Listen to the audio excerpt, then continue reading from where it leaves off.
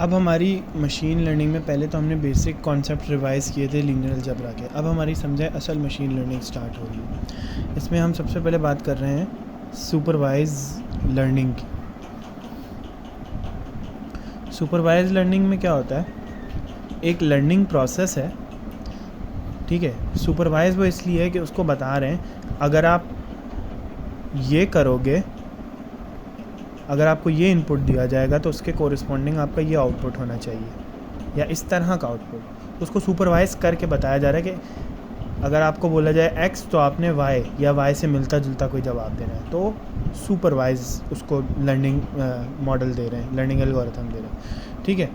तो इसमें क्या है कि हम कुछ ट्रेनिंग डेटा देते हैं अपने मशीन लर्निंग मॉडल को, ठीक है। ट्रेनिंग डेटा में इनपुट वैल्यूज़ होती हैं, आउटपुट वैल्यूज़ होती हैं, तो उनके दरम्यान एक वो रिलेशन अपने पास बना लेता है, उसके एक एल्गोरिथम सेट कर लेता है, उसकी कोई इक्वेशन रख लेता है अपने पास।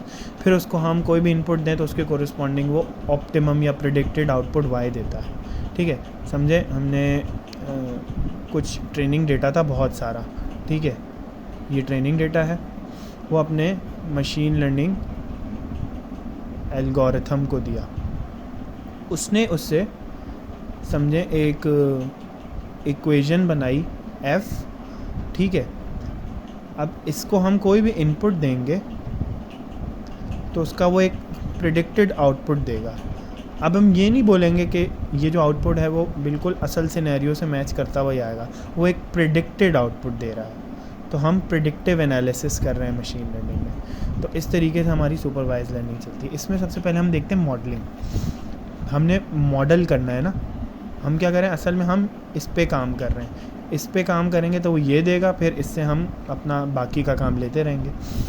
और हमारे पे ये चीज़ होना ज़रूरी है, और ये बनाना कैसे, ये हमें समझना ज़रूरी है, उसके बाद ये बन जाएगा। तो ये जो चीज़ है ना, ये मॉडलिंग कहलाती है। तो इसमें ज़्यादातर हम बात करते हैं मैथमेटिकल मॉडलिंग की।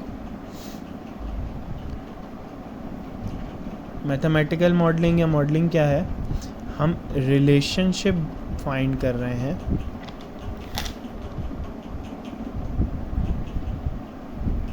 Between variables. बिटवीन वेरिएबल्स क्या, बिटवीन x एंड y, हम ये कह सकते हैं। x और y के दरमियान, x एक इनपुट है, y एक आउटपुट है, तो x y कैसे बन रहा है, वो कैसा हम फाइंड कर रहे हैं, ठीक है। तो ये है, हम ये भी कह सकते हैं कि हम एक मैथमेटिकल एक्सप्रेशन फाइंड कर रहे हैं, एक फार्मूला बना रहे हैं, जिस फार्मूले को हम एक इनपुट देंगे तो वो हमारे उसके कोरिस्पॉन्डिंग एक आउटपुट देगा, ठीक है। ये समझे एक मैथमेटिकल एक्सप्रेशन है, ये एक रिलेशनशिप है x और y के दरमियान, ठीक है। तो ये होती है मैथमेटिकल मॉडलिंग। इसमें सबसे पहले हमने देखनी है लीनियर रिग्रेशन। लीनियर बात आ गई, जो हमने सबसे स्टार्ट किया था ना लीनियर अलजेब्रा, तो वो इसीलिए किया था क्योंकि इसमें ये लीनियरिटी वाले कॉन्सेप्ट्स आएंगे, ठीक है। तो ये एक प्रोसेस है मॉडलिंग करने का लीनियर रिलेशनशिप्स को, कि अगर किसी वेरिएबल के दरमियान एक लीनियर रिलेशनशिप है तो लीनियर रिग्रेशन उसकी मॉडलिंग का तरीका है।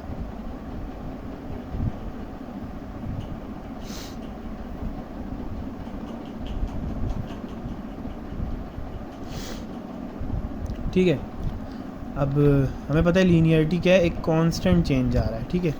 ये क्या है, एक ही तरीके से बढ़ती जा रही है, तो एक कांस्टेंट चेंज कहलाता है। इसमें हम ये कह सकते हैं कि हमारे पास एक ग्राफ है, ठीक है। तो x1 ये है तो उसके कॉरस्पॉन्डिंग y1 ये है, ठीक है। तो हम ये बोल सकते हैं, समझिए x1 है, यहाँ पे x1 है, यहाँ y2 है। अगर x2 ये है और y2 यहाँ है तो हम ये कह सकते हैं, तो ये x2, y2 है। अगर हम इन दो पॉइंट्स को आपस में जोड़ दें तो एक लाइन बन गई, मतलब x और y के दरमियान एक लीनियर रिलेशनशिप है। तो हम इसको यहाँ से भी एक एक्सटेंड कर दें, यहाँ से भी, तो एक बहुत सारे पॉइंट मिल गए। इस x पे यहाँ है तो इस x पे y इधर है, तो ये बहुत सारे पॉइंट मिल जाएंगे और ये एक ही तरीके से बढ़ता जा रहा है, तो ये कांस्टेंट चेंज है। अच्छा, अब ये जो चेंज यूँ बढ़ रहा है ना, ये इसे कहते हैं हम स्लोप। स्लोप को हम ऐसे डिफाइन कर सकते हैं, m equals y2 minus y1 divided by x2 minus x1। तो ये कांस्टेंट ही रहेगा हमेशा। 2 पॉइंट्स के दरमियान का चेंज निकाल रहा है तो वो m है, ठीक है। हम इसको इधर ले आए तो वो एक m की इक्वेशन या किसी की भी इक्वेशन बन जाएगी। तो ये सारी मैनिपुलेशन अगर हम करके देखें तो ये कुछ ऐसा बनेगा,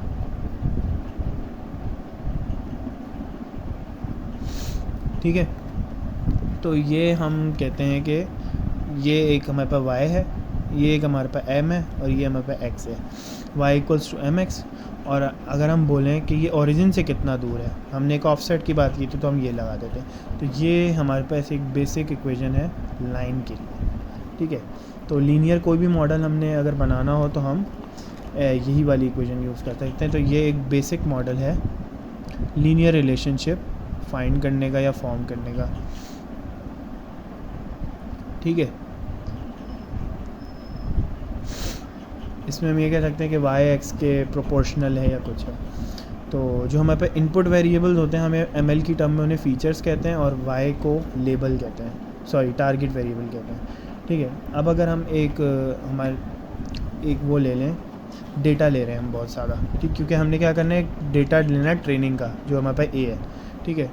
तो हम क्लास वाली एग्जांपल अगर ले के चलें तो समझें हमारे पास x है मास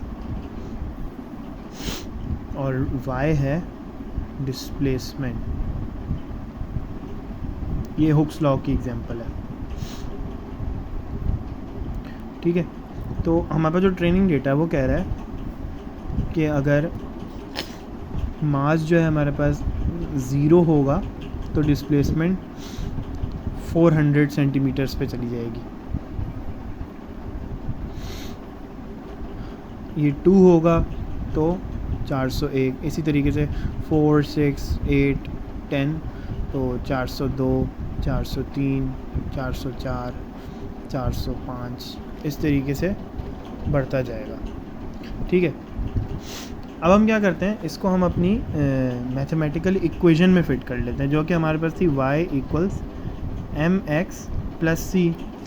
तो हम बोलते हैं कि ये x1 है, ये y1 है, ये x2 है, ये y2 है and so on.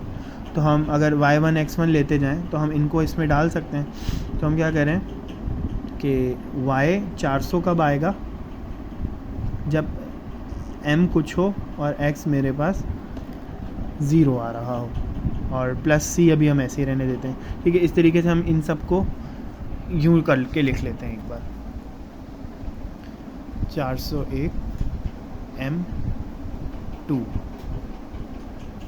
Plus c 402 equals m4 plus c 403 m6 plus c 404 m8 plus c 405 m10 plus c।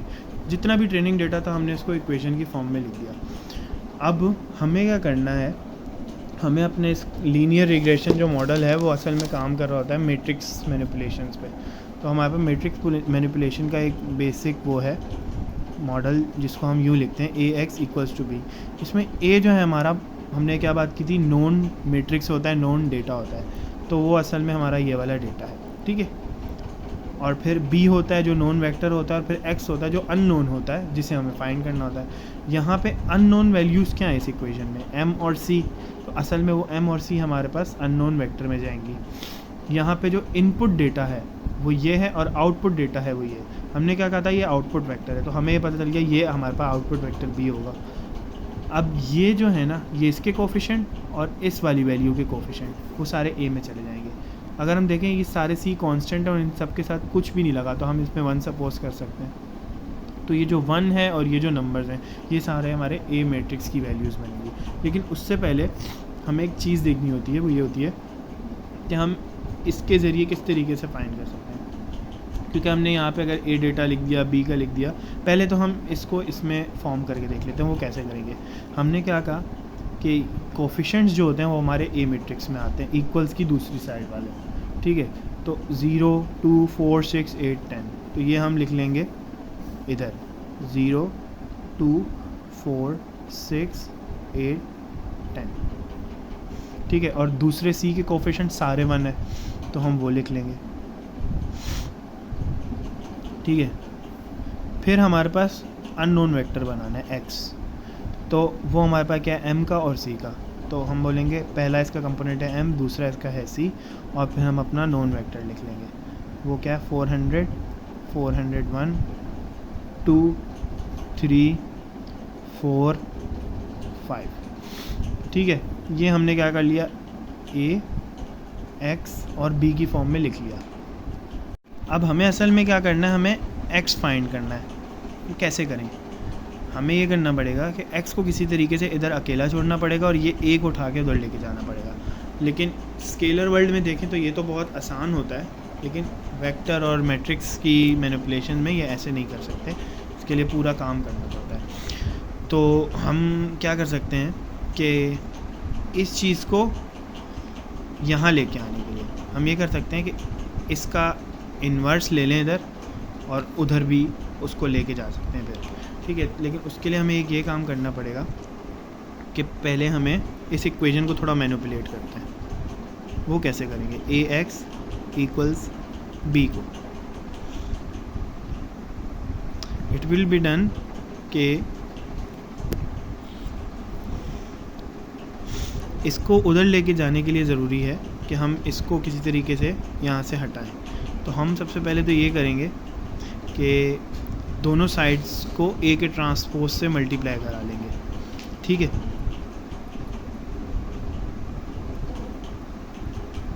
ये बन जाएगी। फिर हम क्या करेंगे, इस चीज़ को उधर लेके जा सकते हैं, लेकिन ये जाएगी तो क्या होगा, इसका साइन चेंज हो जाएगा, ठीक है। अगर हम बोलें कि 2 = 1 है तो मेरे को उधर लेके जाना है 2 को, 2 यहाँ पे 3 से मल्टीप्लाई हो रहा था, 2 को मैं उधर लेके जाऊँगा तो क्या वहाँ जाके तो डिवाइड होगा ना, ठीक है। तो मैं इसको ऐसे भी लिख सकता हूँ 2 इन्वर्स। तो ये जो इन्वर्स आ रहा है ना, वो यहाँ भी इन्वर्स आएगा। लेकिन इसके लिए ज़रूरी है, अगर किसी मैट्रिक्स का इन्वर्स फाइंड करना है तो उसके लिए ज़रूरी है वो मैट्रिक्स नॉन सिंगुलर हो, ठीक है, और स्क्वायर हो। तो हम जो नॉन सिंगुलर मैट्रिक्स होते हैं उसका डिटर्मिनेंट जो है वो 0 आता है। तो जिस मैट्रिक्स का डिटर्मिनेंट 0 आता है उसका इन्वर्स नहीं निकलता। मैट्रिक्स को नॉन सिंगुलर होना चाहिए, सिंगुलर नहीं होना चाहिए। सिंगुलर होगा तो वो उसका डिटर्मिनेंट 0 आएगा, इसका मतलब उसका इन्वर्स नहीं निकल सकता। नॉन सिंगुलर होगा तो उसका इन्वर्स आ जाएगा। अच्छा, तो हम ये कहेंगे कि ए का इन्वर्स निकल सकता है अगर वो नॉन सिंगुलर है, और ए का इन्वर्स नहीं निकल सकता, मतलब वो नॉन इन्वर्टिबल है अगर वो सिंगुलर है, ठीक है। सिंगुलर है तो उसका इन्वर्स नहीं निकलेगा और उसका डिटर्मिनेंट 0 आ रहा होगा। और इसका उल्टा कि इन्वर्स निकल सकता है और उसका डिटर्मिनेंट भी 0 से अलावा कुछ आएगा, नेगेटिव या पॉजिटिव, ठीक है। तो सबसे पहले तो हमने इसको स्क्वायर बनाया है, ठीक है। हमने क्या किया कि ए को ए के ट्रांसपोज से मल्टीप्लाई करा दिया, ठीक है, इस फॉर्म में। अगर हम देखें हम ऐसा कर रहे हैं तो स्क्वायर कैसे बन रहा है, let's suppose A was n/m matrix, तो ए ट्रांसपोज क्या होगा, m/n मैट्रिक्स होगा। और ए ट्रांसपोज और ए के दरमियान अगर मैं मल्टीप्लाई कराऊंगा, एक m/n मैट्रिक्स और एक n/m matrix, left hand side के कॉलम और राइट हैंड साइड की रोज सेम है, तो इनका आउटपुट मैट्रिक्स से आएगा m/m, same dimension, it will be square matrix. तो ये क्या है, ट्रांसपोज लेने से हमने स्क्वायर बना दिया इस चीज़ को।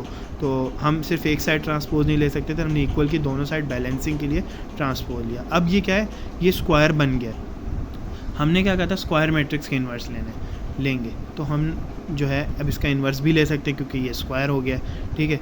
तो हम जब इसको उधर लेके जाएंगे तो यहाँ इन्वर्स आ जाएगा, ठीक है। तो अब ये ठीक काम किया हमने। इससे अब क्या होगा, x की वैल्यू फाइंड कर सकते हैं। क्या मतलब, m और c फाइंड कर सकते हैं। इसमें इनपुट करके ये सारी वैल्यूज़ हम x या मतलब m slope, c offset from the origin find करेंगे, ठीक है। अब हमने जस्ट क्या करना है, जो हमने ये डेटा पूरा अपना मैट्रिक्स की फॉर्म में लिखा था उसे इसमें इनपुट करना है। मैट्रिक्स मल्टीप्लिकेशन, इन्वर्स, ट्रांसपोज, वो सब होगा और हमारे पास x आ जाएगा। तो हम देखते हैं हम क्या कर सकते हैं। यहाँ 1 आएगा इन्वर्स, ठीक है।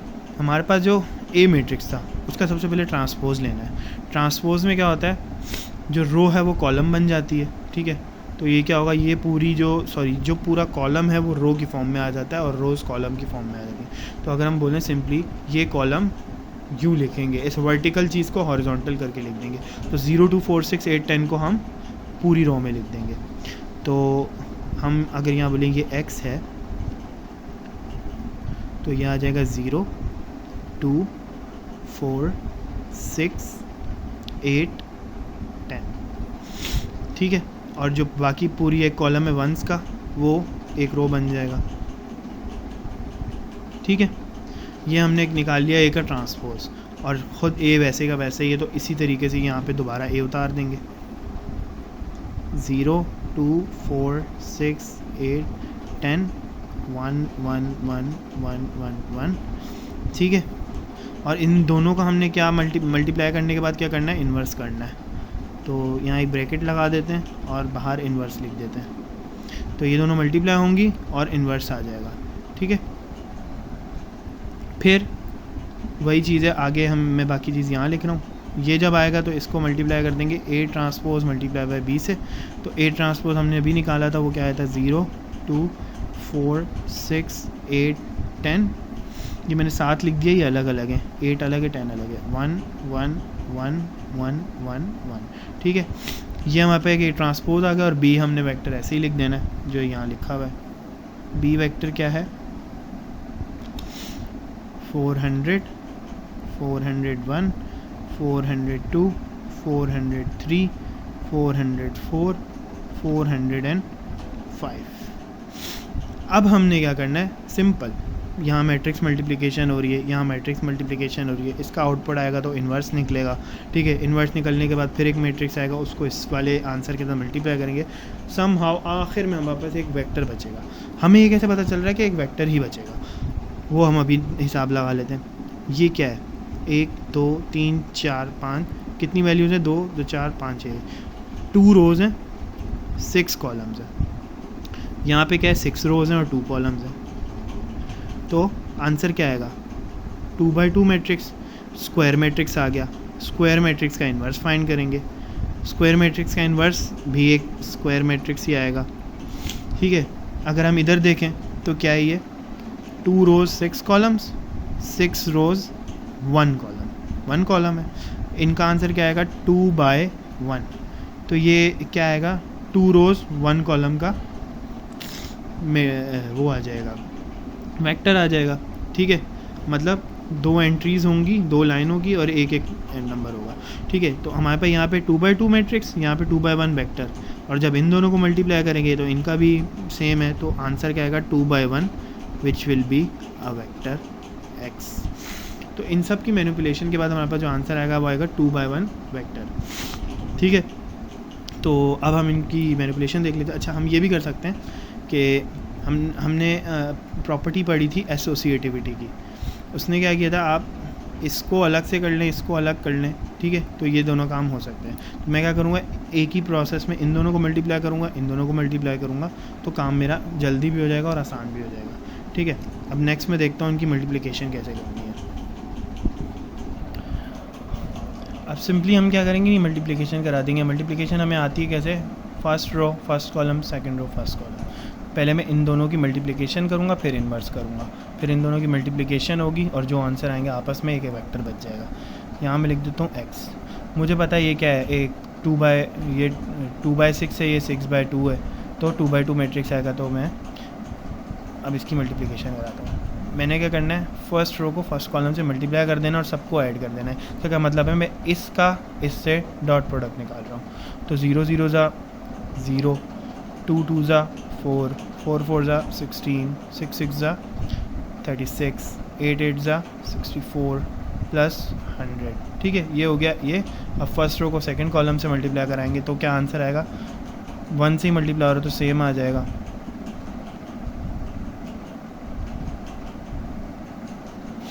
ठीक है। अब फर्स्ट रो को फर्स्ट कॉलम से कराएंगे, ये भी 1 से मल्टीप्लाई हो रहा है तो सेम आ जाएगा। और बाकी 1 1 आ जाएंगे 6 बार। ठीक है, और ये इसका आखिर में इन्वर्स निकालूंगा मैं, ठीक है। तो इन सब को ऐड करेंगे, हमारे पास आंसर आएगा 2 2 1, ठीक है। और इन सब को मल्टीप्लाई कराएंगे तो हमारे पास आंसर आ जाएगा 30, ठीक है। इन सब को मल्टीप्लाई कराएंगे फिर आंसर आ जाएगा 30, और इन सब को मल्टीप्लाई कराएंगे तो आंसर आएगा 6। अब इसका हमें करना है इन्वर्स फाइंड, ठीक है। इससे पहले मैं ये कर देता हूँ कि इन दोनों को भी मल्टीप्लाई करा लेता हूँ। इन दोनों को अलग से मल्टीप्लाई कराने में कोई मुज़ायका नहीं है, कोई मसला नहीं है, ठीक है। इनकी मल्टीप्लिकेशन कैसे होगी वो मैं इधर लिख रहा हूँ, इनकी। इसमें क्या होगा, इसमें एक ही कॉलम है तो फर्स्ट रो पहले फर्स्ट कॉलम से मल्टीप्लाई हो जाएगा, फिर सेकंड रो फर्स्ट कॉलम से हो जाएगी। तो अगर हम देखें कि 0 को 400 से मल्टीप्लाई करें तो 0 ही आएगा, फिर 2 को 401 से करेंगे तो इसकी क्या वैल्यूज़ आएंगी वो लिख लेते हैं कि 401 मल्टीप्लाई बाय 2, ये आ जाएगा 802, ठीक है। इस तरीके से हम सारी वैल्यूज़ फाइंड करके लिख लेते हैं। तो जो दूसरा मैट्रिक्स था उसकी मल्टीप्लिकेशन हमारे पास कुछ यूँ हुई और ये हमारे पास 2/1 वेक्टर आ गया, ठीक है। अब इसका हम इन्वर्स फाइंड कर लेंगे। 2/1 मैट्रिक्स के इन्वर्स कैसे निकलते हैं कि भाई इन दोनों की पोजीशन चेंज कर देते हैं, इन दोनों के साइन चेंज कर देते हैं और फिर इनके डिटर्मिनेंट से डिवाइड करा देते हैं। तो हम वो भी कर लेते हैं। इन्वर्स फाइंड करने का तरीका है, लेकिन ये सिर्फ 2/2 मैट्रिक्स के लिए, 3/3 के लिए थोड़ा सा चेंज है। वो ये होता है कि भाई यहाँ जो वैल्यूज़ होती हैं, अगर A B C D है हमारा A मैट्रिक्स, तो D और A की पोजीशन चेंज हो जाएगी और B और C के साइन चेंज हो जाएंगे। साइन चेंज होंगे तो हो सकता है B नेगेटिव हो पहले, यहाँ पे वो पॉजिटिव हो गया आएगा। इसका मतलब ये नहीं है कि जो भी है माइनस ही लगा दो साथ, तो मतलब अगर B नेगेटिव है तो नेगेटिव नेगेटिव पॉजिटिव हो जाएगा, ये चीज़ है। और इसको डिवाइड करा दो A के डिटर्मिनेंट के साथ। उसके लिए हमें A का डिटर्मिनेंट भी पता होना चाहिए। तो पहले हम ये करते हैं कि A का डिटर्मिनेंट फाइंड कर लेते हैं। तो A का डिटर्मिनेंट कैसे निकलता है कि इस वाले का अगर मैं डिटर्मिनेंट निकालूँ तो होगा 221 multiply by 6 minus 30 multiply by 30। तो जो हमारे पास इसका आंसर आ रहा है वो आ रहा है 426। It is the determinant of this matrix, ये जो भी मैट्रिक्स है, ठीक है। और इसका बाकी इन्वर्स किस तरीके से फाइंड हो जाएगा कि हमने इसकी पोजीशन चेंज कर लेनी है और दूसरे के साइंस चेंज कर लेने, और हर वैल्यू को इंडिविजुअली 426 से डिवाइड भी करा देंगे तो हमारे पास इसके इन्वर्स निकल के आ जाएगा। तो सबसे पहले मैं इन्वर्स निकाल लेता हूँ, उनके क्या आएंगे। तो इसकी जो अब ये क्या है, 6 जो है इंडिविजुअली 1 मल्टीप्लाई हो जाएगा 1/426 से, या ये कहो कि 6 426 से डिवाइड होगा, -30 सब, ठीक है। तो इसके जो आंसर आएंगे अगर हम फ्लोटिंग पॉइंट नंबर्स में लिखें तो आएंगे 0.014, दूसरा आएगा -0.017 क्योंकि वो नेगेटिव नंबर है इसलिए,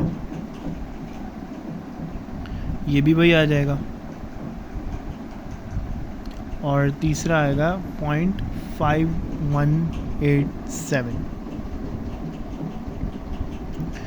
ठीक है। ये हमारे पास क्या आ गया, इन्वर्स आ गया। दूसरी क्या चीज़ है, ये 2415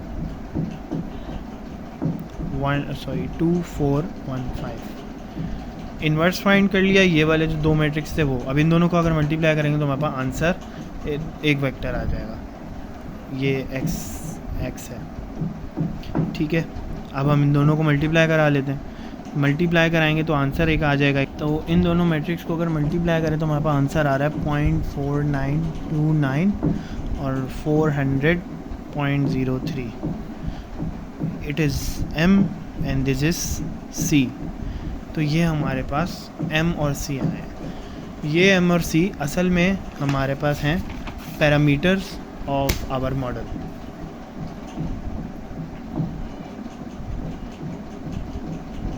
ठीक है, तो हम ये कह सकते हैं कि हमने एक अपनी प्रेडिक्शन की इक्वेशन बनाई है। हम ये बोले y predicted and it is equals to 0.4929x plus 400.03 जो कि सी है असल में हमारा।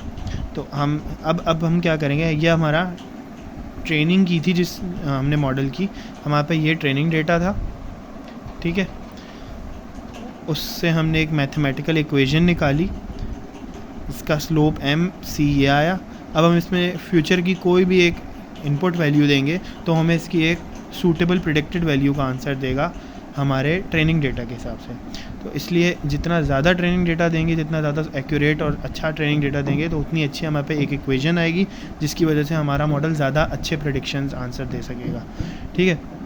अब अगर हम देखें हमारे पास जो एक्चुअल डेटा था उसमें क्या हो रहा था, हमारे पास थी 10 तक वैल्यूज़, ठीक है।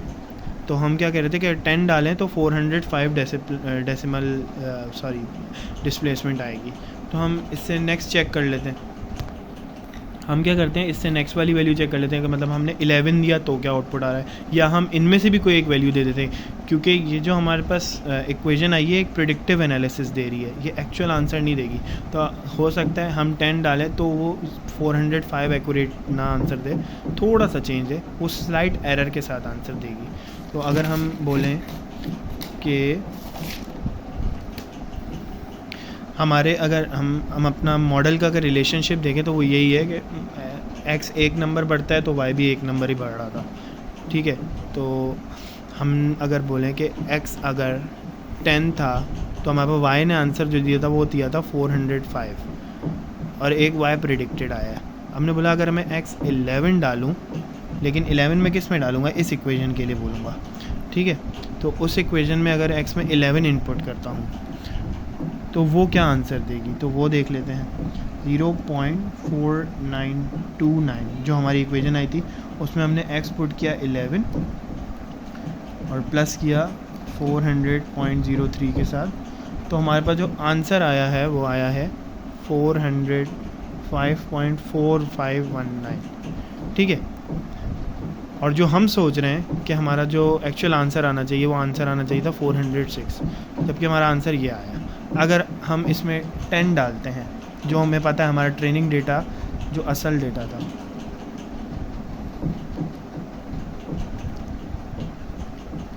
तो क्या आंसर आता है, तो देखें हमारे पास आंसर आ रहा है 404.959, ठीक है। तो देखें स्लाइड सा एक चेंज भी आ रहा है इन दोनों वैल्यूज़ के दरम्यान। तो ये क्या है, हमारी प्रेडिक्टेड वैल्यू है, ये हमारी एक्चुअल वैल्यू। तो हमारा model with some error, with a minimum error एक आंसर देता है। तो अभी हमने क्या किया है, हमने की लीनियर रिग्रेशन। इसमें हम क्या होता है, एक हमारे पास ग्राफ होता है,